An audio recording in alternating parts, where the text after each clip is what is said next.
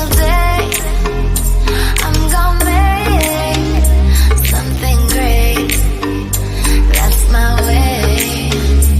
Every single day I'm gonna make something great. Has much to be proud of. But the devastating legacy of our past runs so deep that at times we ourselves have been found wanting in addressing the suffering it has subjected our people to. Poverty and inequality continues to stalk our land. A child born to parents of means has a comfortable home, is fed and sheltered, receives a good education, and has good prospects for a prosperous life. For a poor child, every day of life can be a struggle for shelter, for food, and for opportunity. For such a child, their chances of finishing school, of studying further, of gaining useful skills, and of finding a job are much harder and much smaller. Even now, after all the progress we have made, the circumstances of one's birth largely determines where and how we live, where we study, where we work, and where we are cared for when we are sick. It is the greatest form of injustice. It is a stain on our national conscience. The triumph of 1994 was about much more than being able to vote. It was about setting right the wrongs of the past, about redress, restitution, and restoration. It was about leveling the field for the black child and the white child and making sure they each have an equal chance in life. The promise we made on the 27th of April 1994 can no longer be deferred. We must make real the right of all our people to health care, food, shelter, water, social security, and land. In this final decade of the National Development Plan, we must change the pace of social and economic transformation. As a country, we are more than capable of building a more equal society where these rights are realized for the people of our country. For as long as this is delayed, freedom for some is freedom for none. This Freedom Day, we find ourselves engaged in a struggle that has thrown into sharp focus the poverty and inequality that still defines our society. The coronavirus pandemic forces us to confront this reality. Though we are certainly all braving the same tide, we have not been impacted in the same way by this pandemic. Some people have been able to endure the coronavirus lockdown in a comfortable home with a fully stocked fridge, with private medical care and online learning for their children. For millions of others, this has been a month of misery, of breadwinners not working, of families struggling to survive, and of children going to bed and waking up hungry. The social relief measures announced last week that are now being implemented are therefore as much about narrowing the gulf of inequality as they are about supporting vulnerable citizens through this trying time. With every day that passes, this experience is teaching us much more about ourselves, about our society, and about our country.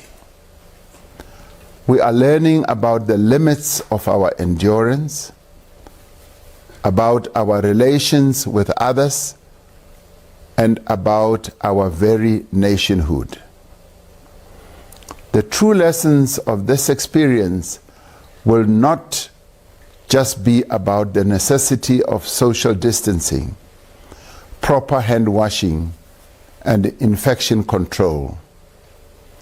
They will also be about whether we have the ability to turn this crisis into an opportunity to invest in a new society, a new consciousness, and a new economy.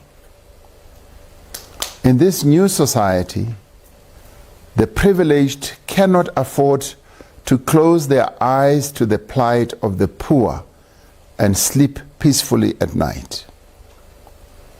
This is the time when we should actively work to build a fair and just country.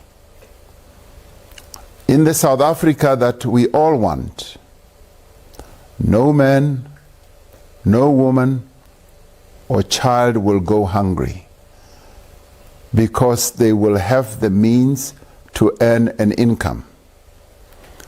And our social assistance programs will be matched by efforts to enable communities to grow their own food.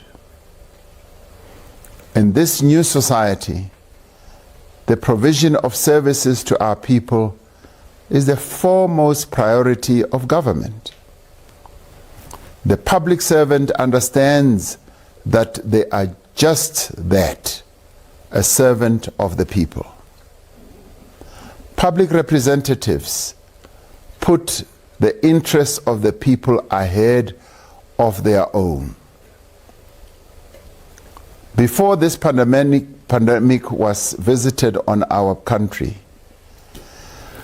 we were deepening our efforts to address poverty, underdevelopment, unemployment, and a weak economy.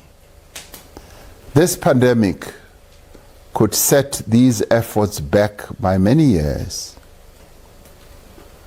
It will take a great deal of effort and resources for our society and our economy to recover. The challenges we faced before this health emergency remain.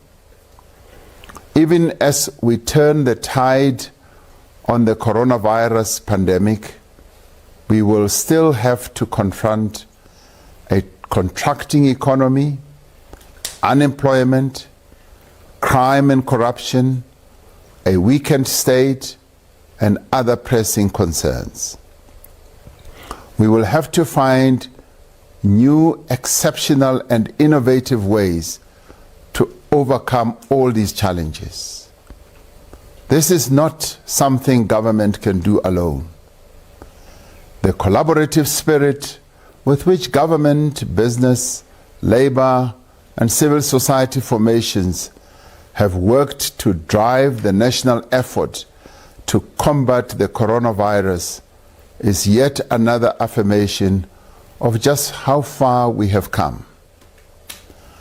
Robust engagement, strong institutions, social compacting, and consensus building are all the fruits of the national democratic project that began in 1994.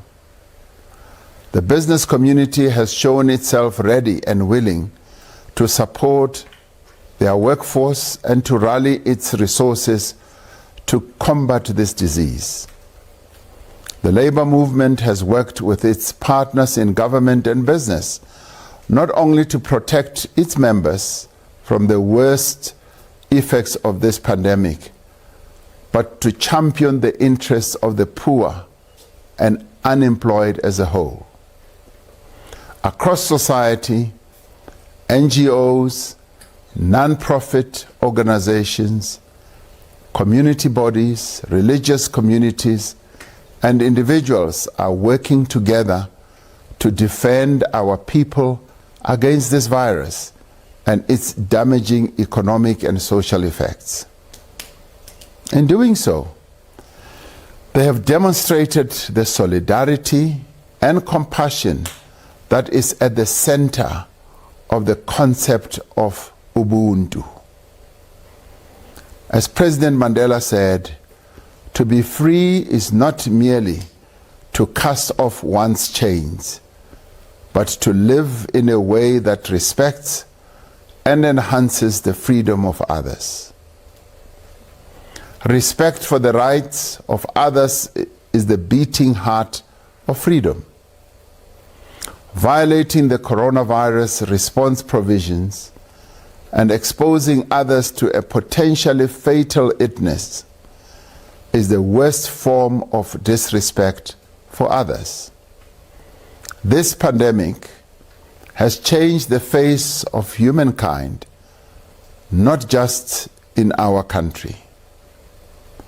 It has reminded us of our own mortality, but also of how interconnected we all are.